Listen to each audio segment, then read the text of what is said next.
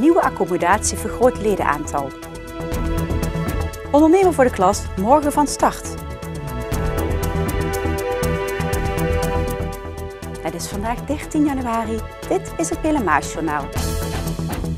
Mike Teunissen heeft de bronzen medaille veroverd in de beloftecategorie bij de Nederlandse kampioenschappen veldrijden.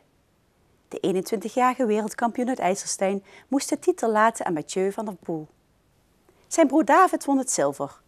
Teunissen streed lang met David van der Poel om de tweede plaats. Maar na een mislukte aanval moest hij zijn concurrent laten gaan. Tafeltennisvereniging Red Stars en judovereniging Venray hield gistermiddag voor het eerst een open dag in een nieuwe accommodatie. De mogelijkheid voor geïnteresseerden om eens een kijkje te nemen op de nieuwe plek. Eind 2013 zijn beide verenigingen vanaf hun oude locatie verhuisd naar de nieuwe sporthal aan de Zuidsingel. Tafeltennisvereniging Red Stars is op de benedenverdieping gehuisvest. In vergelijking met hun verouderde hal in Brukske is de nieuwe locatie een grote vooruitgang met veel voordelen. De maten zijn gewoon internationaal. We kunnen hier alles regelen als het moet. Van breedte sport tot topsport. Het is hier allemaal mogelijk. Dat hebben we vooraf heel goed bekeken en heel goed gedaan. We hebben een hartstikke mooie kantine. Voor de mensen die gezellig een kopje koffie of een pilsje willen drinken. Dat zijn allemaal. En het is allemaal nieuw. En dat geeft een fantastisch gevoel. Red Stars is nog niet heel lang geleden verhuisd. Toch is het positieve effect op het ledenaantal al merkbaar. We zitten nu rond de 160 leden. En de laatste 2 weken hebben zich al een stuk of 5 mensen alweer aangemeld. Dus zo snel gaat het. En we willen eigenlijk naar die 200 leden.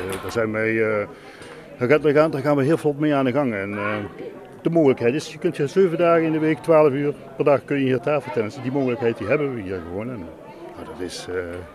ik denk dat de menige tafeltennisclub de vingers wel aflikken als ze zoiets horen en zoiets zien.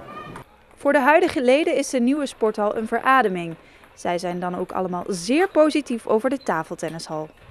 Ja, ik vind het wel mooi geworden. Het is best wel groot en ik vind het wel mooier. En het is bijna net zo ver, dus ik vind het wel prima hier. Wat vind jij ervan? Ja, ik vind het ook wel mooi. Het is groot. De kantine is ook wel groot. De zaal is groot. Mooie vloer, rood. Want in de vorige hal hadden we een blauwe vloer.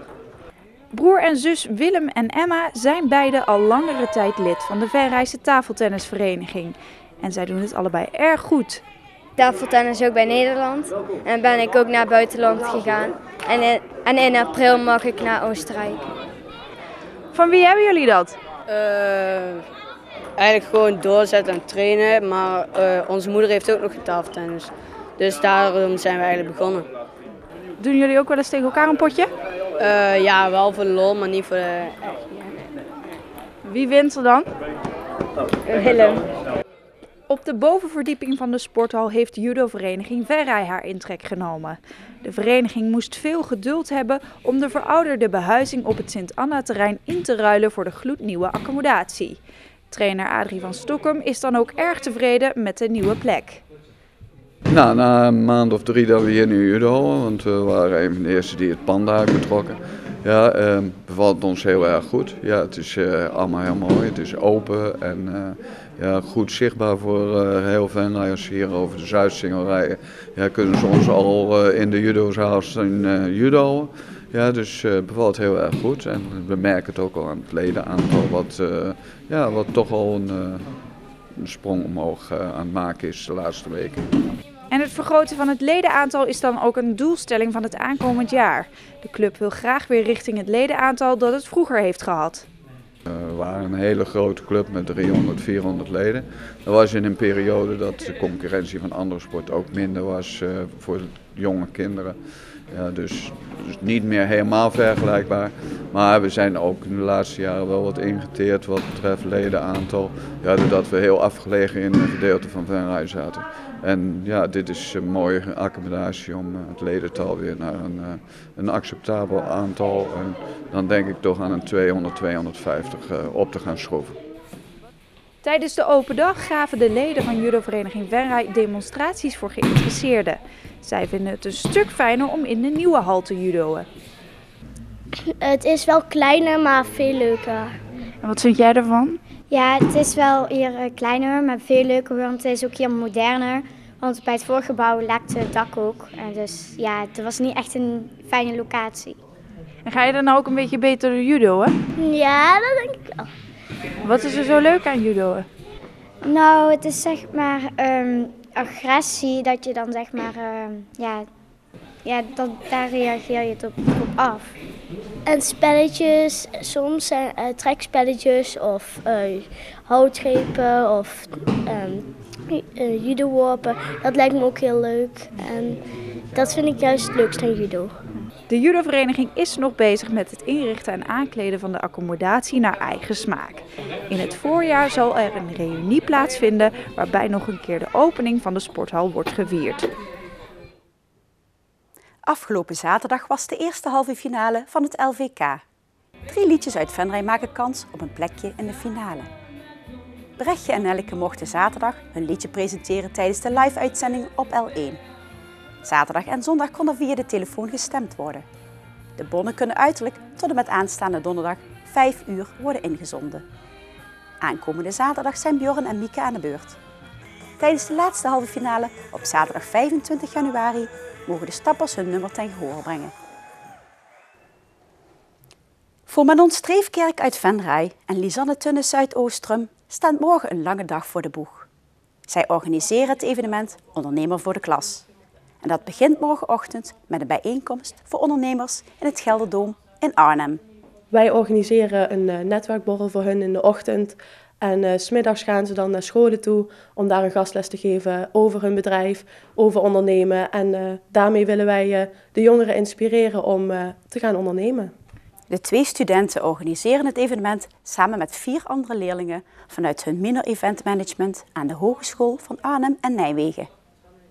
In totaal doen er 75 ondernemers mee, die bij groepen 8 van de basisschool en klas 3 en 4 van de middelbare school iets over hun beroep komen vertellen. Met deze lessen wil de organisatie het ondernemerschap bij de jeugd wat meer op de kaart zetten. Ondernemerschap is een onderwerp wat steeds vaker in het nieuws komt ook. En wij vinden het belangrijk om kinderen daar al op jonge leeftijd daarmee in aanraking te laten komen. Zeker omdat belangrijke keuzes al op jongere leeftijd gemaakt moeten worden. Dus daarbij proberen wij ze dan een beetje te helpen. En ondernemerschap, is dat ook iets waar jij zelf aan denkt? Dat is waar ik over nagedacht heb, maar ik denk dat het niet helemaal voor mij is weggelegd. Ik denk dat de verantwoording dat niet is waar ik naar op zoek ben, maar wie weet wat er in de toekomst gebeurt.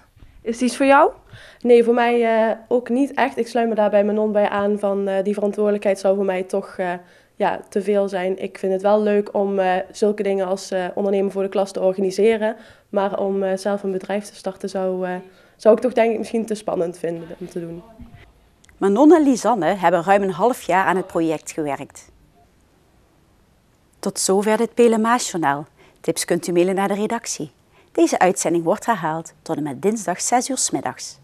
Morgenavond om 7 uur is er weer een nieuw journaal. Weer of geen weer, bij ons is het altijd vakantieweer. Aankomende nacht is het droog. Tijdens brede opklaringen daalt de temperatuur.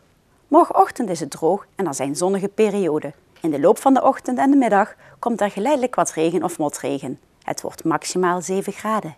Bedankt voor het kijken en heel graag tot morgen.